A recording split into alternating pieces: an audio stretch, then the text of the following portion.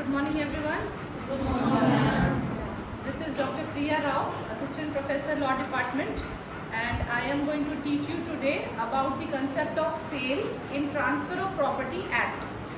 So you are 5th year students, BLLB 5th year, and in Transfer of Property Act, as you already we have discussed about the concept of transfer of property, that there are two types of property.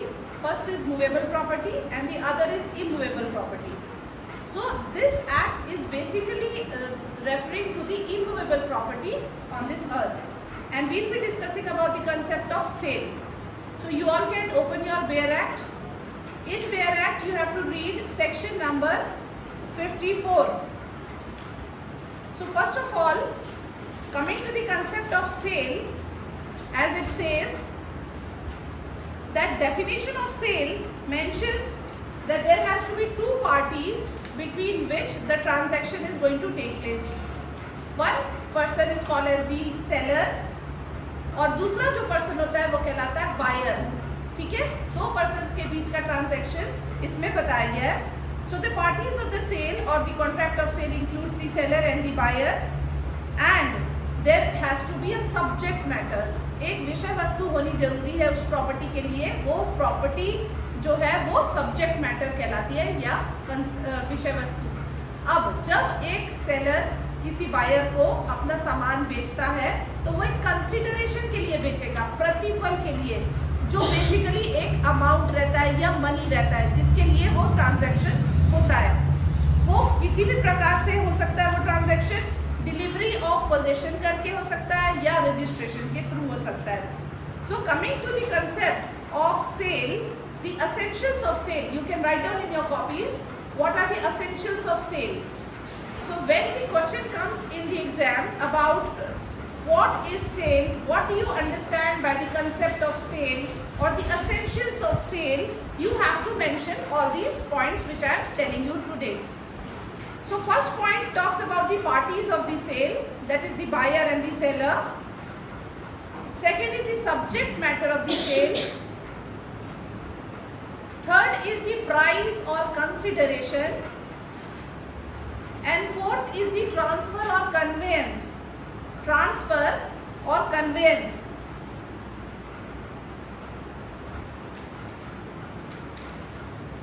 Now the transfer of conveyance means when we are selling a property, means we are giving the documents after getting registered. Proper registry होने के बाद वो सारे दस्तावेज आप handover करोगे buyer को, है ना, और अपनी प्रॉपर्टी का कब्जा भी दोगे, तो वो ट्रांसफर कहलाता है. और कंसिडरेशन जो होता है यानी कि कोई एक प्राइस या मनी वैल्यू पे आधारित रहेगा. After this you have to talk about the rights and liabilities of the seller. You can see in your bare act section 55. Section 55 Transfer of Property Acts deal with the rights and liabilities of the seller and buyer. So coming to the rights of the seller, first of all, write down in your copies the essentials of sale में जो आपने लिखा था उसमें parties competency के बारे में भी लिख दीजिएगा कि competent होनी चाहिए parties in order to sell a particular property. Competency से ये मतलब है कि मेजर होना चाहिए प्लस ओनरशिप भी उस व्यक्ति के पास होनी चाहिए. जब तक एक प्रॉपर्टी को वो ओन नहीं करेगा तब तक वो उसे सेल नहीं कर सकता. तो competency of the party is also important. Now coming to section number 55, we are starting with section 55 sub clause 1 sub clause A which talks about the liabilities of seller. Write down liabilities of seller. क्रेता और विक्रेता के बारे में हम बात कर रहे हैं. तो क्रेता के जो दायित्व है और क्रेता के अधिकार हैं इसके ऊपर डिस्कशन अभी कर रहे हैं सेक्शन 55 में. लायबिलिटीज दायित्व के बारे में सबसे पहला आ जाएगा. जो बेचेगा उसको ये बताना पड़ेगा कि जो खरीद रहा है उस व्यक्ति को कि उस संपत्ति में क्या डिफेक्ट है या क्या प्लस है क्या माइनस है, उसको डिस्क्लोज करना पड़ेगा. तो फर्स्ट पॉइंट लिखिएगा, to disclose the buyer any material defect in the property. Second, it is his liability, the seller's liability, to produce all the documents relating to the title of the property. सारा जो document है वो seller को buyer के सामने रखने पड़ेंगे, ताकि जो बायर है उस डॉक्यूमेंट को वेरीफाई कर सके, पढ़ सके, और फिर जब वो सेटिस्फाई हो जाए कि ये सारे डॉक्यूमेंट ओरिजिनल हैं और वेरीफाइड है, तब वो आगे बढ़ेगा प्रोसीजर में। Next liability of the seller is to answer all the questions put to him by the buyer with respect to the property. यदि जो व्यक्ति खरीद रहा है संपत्ति, उसके मन में कोई भी प्रकार के प्रश्न उत्पन्न होते हैं कि ये संपत्ति आपने कहाँ से अर्जित करी, क्या आपकी स्वअर्जित संपत्ति है कि आपकी हेरिडिटी की संपत्ति है, तो ये सारे प्रश्नों का उत्तर देने का दायित्व तो सेलर का है। क्योंकि ऑब्वियस सी बात है कि सामने वाला व्यक्ति उस पर पैसा लगा रहा है ना, अपनी पूंजी लगा रहा है, तो कोई भी व्यक्ति इन्वेस्ट करने से पहले ये श्योर होना चाहेगा कि जो वो प्रॉपर्टी खरीद रहा है वो सही है कि नहीं। तो इसीलिए यदि वो कोई प्रश्न पूछता है तो आपको उसका उत्तर देना पड़ेगा as a seller. Next is to execute a proper conveyance of the property when the buyer tenders it to him the execution. अगर सामने वाला व्यक्ति बोल रहा है कि मैं रजिस्ट्री करने के लिए तैयार हूँ, पैसा देने के लिए तैयार हूँ, तो आपको उस व्यक्ति को बताना पड़ेगा कि आप अपनी संपत्ति कैसे उसे परिदत्त करेंगे, how you will transfer the property, कि इस दिन आपको मैं चाबी हैंडओवर कर दूंगा, ये डॉक्यूमेंट्स दे दूंगा। ये एक प्रकार से आपको उसके लिए सुविधा देनी पड़ेगी।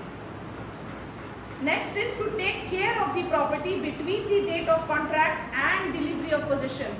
देखिए, दो कंसेप्ट है प्रॉपर्टी में, एक होता है ownership, ownership of the title, यानी कि वो प्रॉपर्टी मेरी है ना, उसके डॉक्यूमेंट्स मेरे नाम पे है उस प्रॉपर्टी के, और मैं जब बेचूंगी उस प्रॉपर्टी को तो वो ओनरशिप ट्रांसफर कहलाएगा। तो सेल में ओनरशिप ट्रांसफर होता है। और जैसे अगर एक फ्लैट था, उस फ्लैट में मैं रह रही थी, तो यदि मैं उसे बेचूंगी तो वो आपके पास चला जाएगा, तो मैं खाली करके फ्लैट को दूंगी तो पोजीशन आपका हो जाएगा। तो ownership and possession gets transferred in case of sale. लेकिन जो हम बाकी कंसेप्ट पढ़ते हैं ट्रांसफर ऑफ प्रॉपर्टी में, जैसे मॉर्गेज हो गया, बंधक या गिरवी जिसे कहते हैं प्लेज, है ना, या लीज में संपत्ति दी जाती है, रेंट में संपत्ति दी जाती है, इन कंसेप्ट्स में क्या होता है कि पोजीशन ट्रांसफर होता है, लेकिन ओनरशिप ट्रांसफर नहीं होती। ओनरशिप वो लैंडलॉर्ड के पास ही रहती है जिसके पास वो डॉक्यूमेंट्स है। क्लियर? इसके बाद ये एक और इम्पॉर्टेंट पॉइंट इसमें जुड़ा कि लायबिलिटीज ऑफ सेलर में ये जरूरी है कि वह व्यक्ति सारे पब्लिक चार्जेस उसके संपत्ति से रिलेटेड पे कर चुका हो। जैसे मैंने अपना फ्लैट 1 अप्रैल को बेचने के लिए मैंने सोचा है कि मैं सेल डीड कराऊंगी ऋतु को, तो इसीलिए मेरे को जरूरी है कि आज 1 अप्रैल 2023 तक के जितने भी पब्लिक चार्जेस हैं उस संपत्ति से रिलेटेड, इट मीन्स जल कर, नल कर, है ना, और बाकी जितने भी टैक्सेस है, या मेरे घर में बिजली फिटिंग है तो उस बिजली के इलेक्ट्रिसिटी बिल का चार्ज जितना भी हुआ है, जितना बकाया पेमेंट राशि है वो मैं क्लियर करके चलूँ, तब मैं वो संपत्ति को बेच सकती हूँ। क्योंकि ये बाद में भी इशू आएगा कि आपने जितने भी चार्जेस हैं सेल करते समय आपको पे करने होंगे सेलर को, तभी फिर बायर उसको क्लीन प्रॉपर्टी के रूप में परचेज कर पाएगा।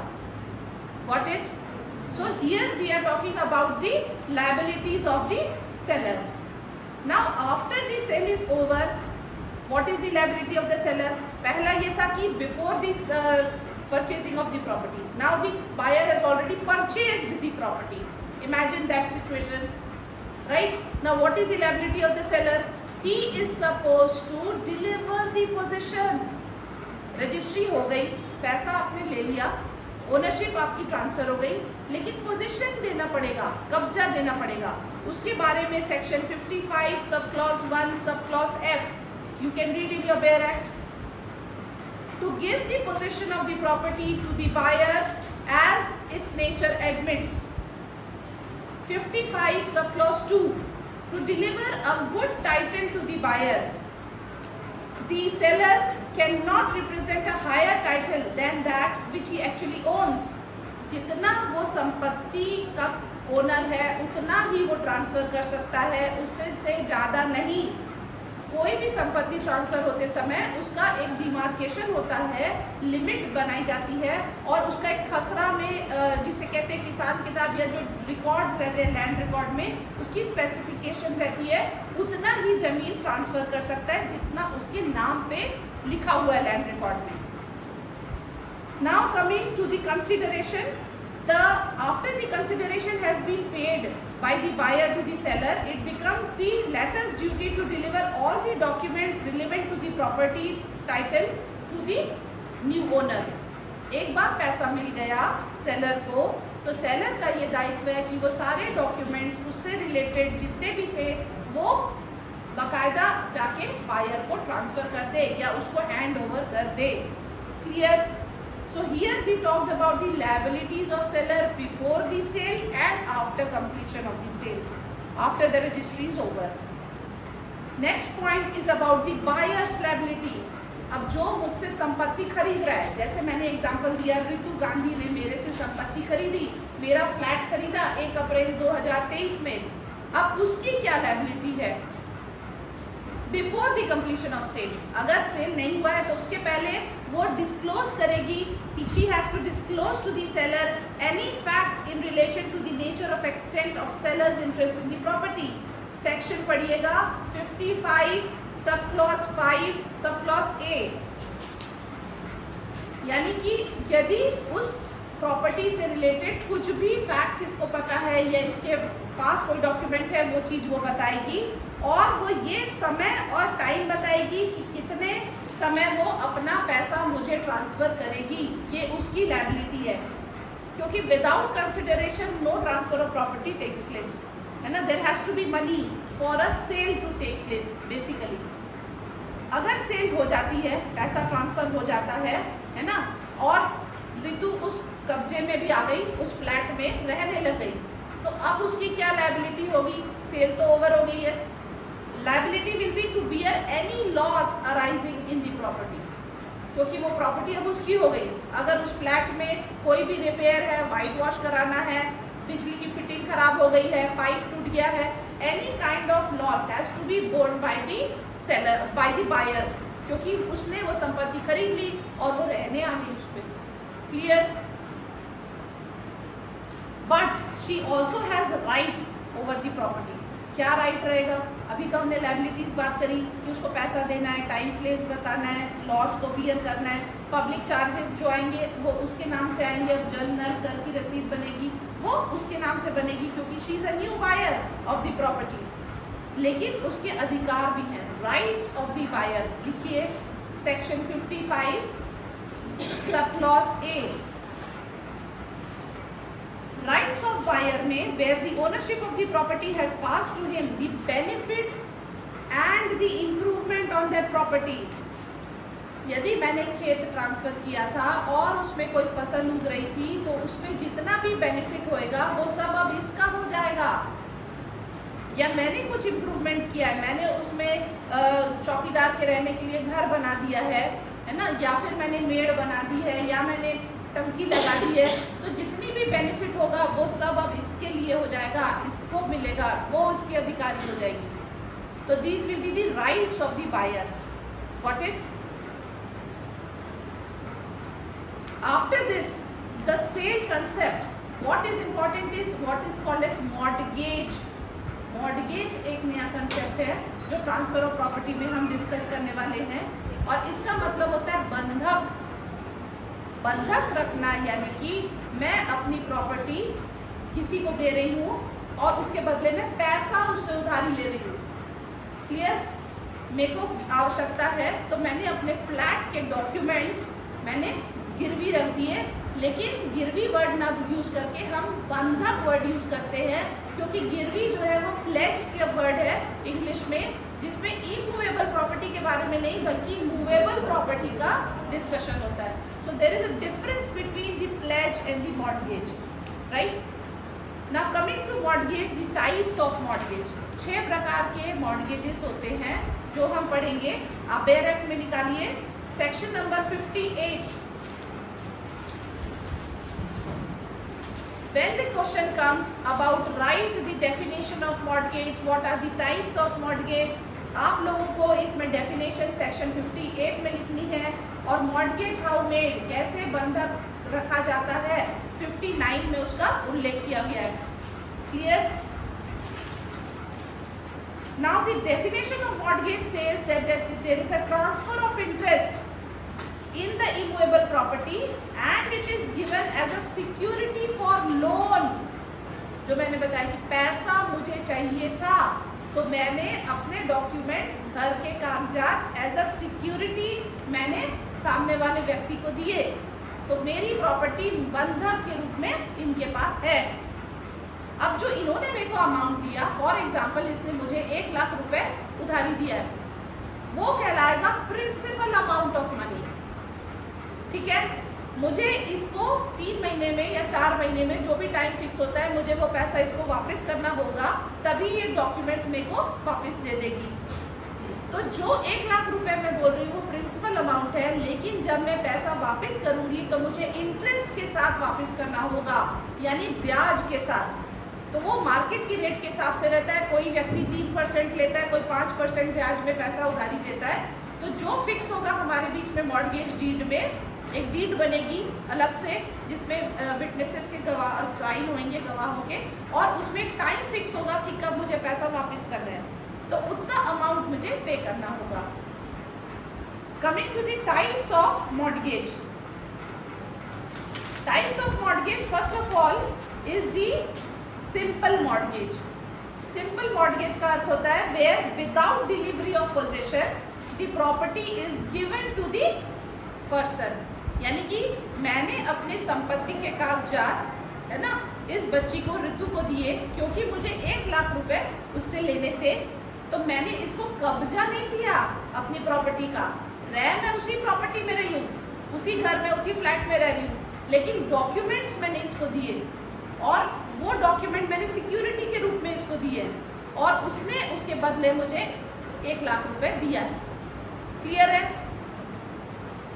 Then comes mortgage by conditional cell.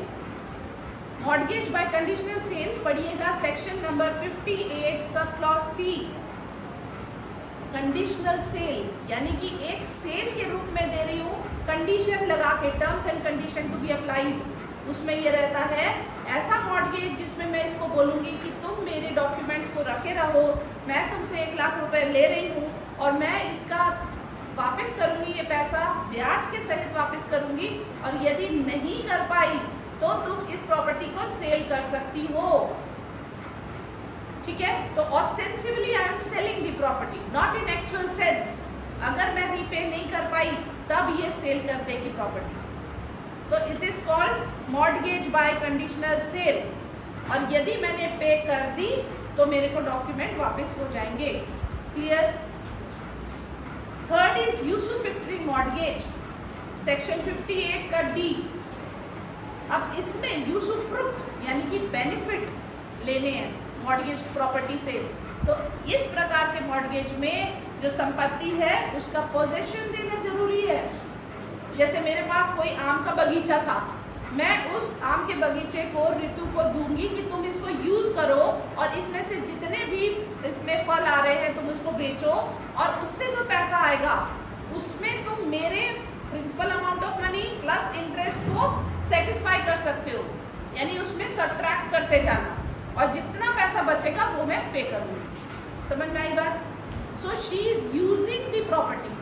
For using the property, it is important that she has to have the property. Possession of the property is important. So in usufructory mortgage, the property is delivered and the possession is also delivered, but the ownership still remains with the person. कागजात तो मेरे पास मैंने भले ही इसको दे दिए, लेकिन नाम तो मेरा ही है, लैंडलॉर्ड तो मैं ही हूँ, वो यूज कर रही है उसको, और उससे जो बेनिफिट अराइज हो रहा है उससे वो प्रिंसिपल अमाउंट ऑफ मनी और इंटरेस्ट को सब्ट्रैक्ट कर रही है। Fourth is English mortgage, section 58 subclause E. Mortgagor binds himself to repay the money on a certain date. English mortgage में अंडरलाइन करिएगा, बैरक में certain date, ये वर्ड जरूरी है। So when the transfer of the property is based on a deed in which there is written that on a specific date you have to transfer the property, or the loan which you have taken, you have to transfer, you have to repay that thing, loan, then it is called a English mortgage. Fifth type is called mortgage by deposit of title deeds. आप लोग पढ़ रहे हैं bare act में? Yes, ma'am. Mortgage bye deposit of title deeds, यानी कि bank का उदाहरण समझिएगा। अगर बैंक से हम लोन लेते हैं अपना घर बनाने के लिए, तो किसी भी खेत के कागजात जमा कर देते हैं, तब बैंक जो पैसा देता है क्रेडिट में मुझे देगा, तो that is called deposit by title deed. Clear?